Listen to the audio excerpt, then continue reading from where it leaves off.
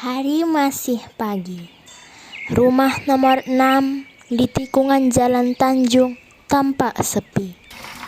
Aku dan kawan-kawan memarkirkan sepeda di bawah pohon sawo. Dengan hati-hati, kami berjingkat dan mengintip lewat celah pagar yang terhalang semak belukar.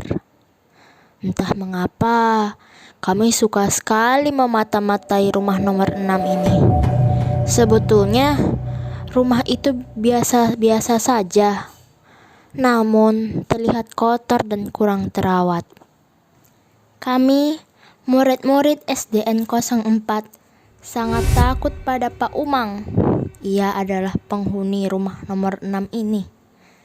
Menurut cerita, Pak Umang yang berkumis dan berjanggut panjang itu adalah mantan narapidana. Ia pernah dipenjara karena hampir membunuh orang dalam suatu perkelahian. Banyak cerita seram mengenai Pak Umang. Entahlah cerita itu benar atau tidak. Anak perempuan Pak Umang baru pindah ke sekolah kami. Namanya Badai. Murid-murid perempuan suka mengejek nama yang kedengaran aneh itu. Badai juga selalu diolok-olok karena berkepala botak. Aku tak tahu mengapa rambutnya dicukur plontos seperti itu. Badai sangat pendiam. Di saat jam istirahat, ia lebih suka ke perpustakaan sendirian.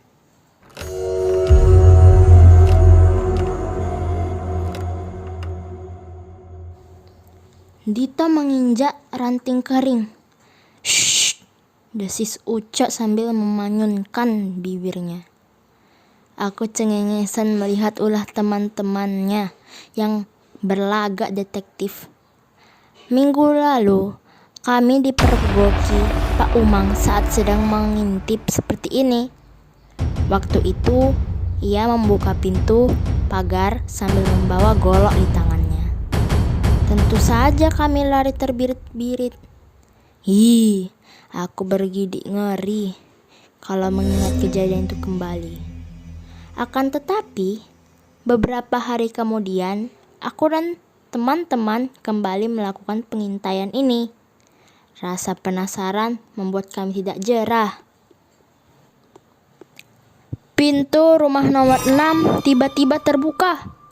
Dari balik celah pagar yang lebar, kami dapat melihat Pak Umang dan Badai keluar. Hei, lihat tuh, Badai mau berangkat sekolah. Ayo kita jahili anak-anak itu. Jangan, kalau ketahuan bapaknya kita bisa celaka. Shh, jangan berisik. Dari kejauhan, tampak Pak Umang mengantar Badai hingga ke pintu pagar. Ia lalu kembali masuk ke rumah dan menutup pintu rapat-rapat. Ayo! Aku dan kawan-kawan bergegas mengambil sepeda lalu mengayuh pedal perlahan-lahan. Secepat kilat, Ucok menyambar topi Badai dari belakang. Botak!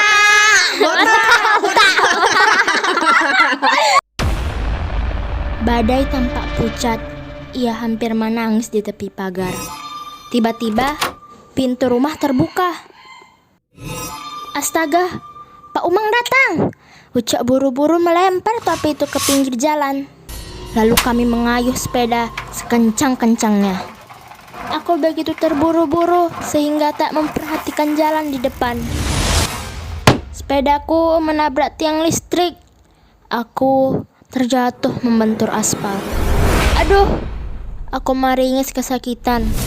Teman-temanku cuman bisa menonton di kejauhan. Mereka terlalu takut untuk kembali dan menolongku. Rasa takut yang mencekam tak dapat kusembunyikan saat melihat Pak Umang mendekat. Aku mencoba beringsut sekuat tenaga, tapi kakiku tak dapat bergerak. Pak Umang kian mendekat. Jaraknya tinggal beberapa langkah. Aku berusaha mundur dengan tubuh menggigil ketakutan. Tiba-tiba, Pak Umang sudah membungkuk di hadapanku. Ampun, Pak, ampun. janji gak nakal lagi, Pak.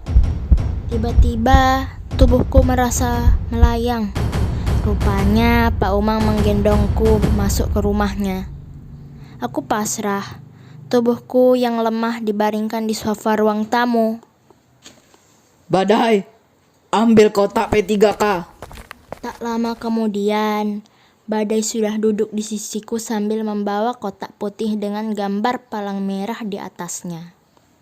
Pak Umang membersihkan luka-luka di siku tangan dan lututku dengan kapas beralkohol.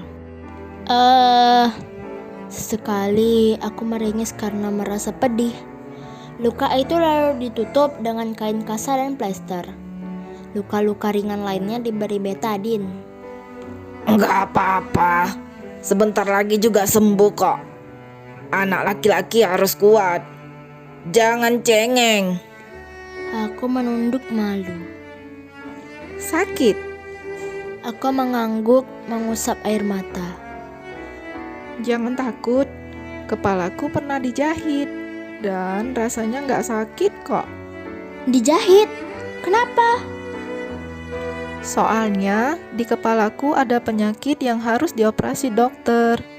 Kepalaku dibedah, terus penyakitnya diangkat.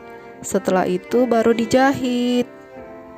Ia menunjukkan bekas jahitan di belakang kepala gundulnya. Aku tertegun sambil memperhatikan bekas jahitan itu. Kini aku mengerti mengapa rambut Badai dicukur sampai pelontos. Ayo anak-anak, kalian bapak antar ke sekolah pakai motor ya. Sepedamu biar dititip di sini. Nanti pulang sekolah kamu bisa ambil. Terima kasih, Pak.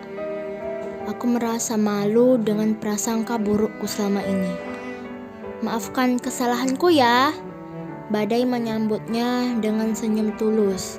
Kami bersalaman. Nah, begitu dong sama teman. Besok ajak kawan-kawanmu kemari. Bapak juga mau kenalan sama mereka. Sebetulnya Bapak mau mengajak kalian masuk waktu melihat kalian mengintip di pagar 3 minggu lalu. Kebetulan waktu itu Bapak sedang menebang pohon rambutan di kebun belakang.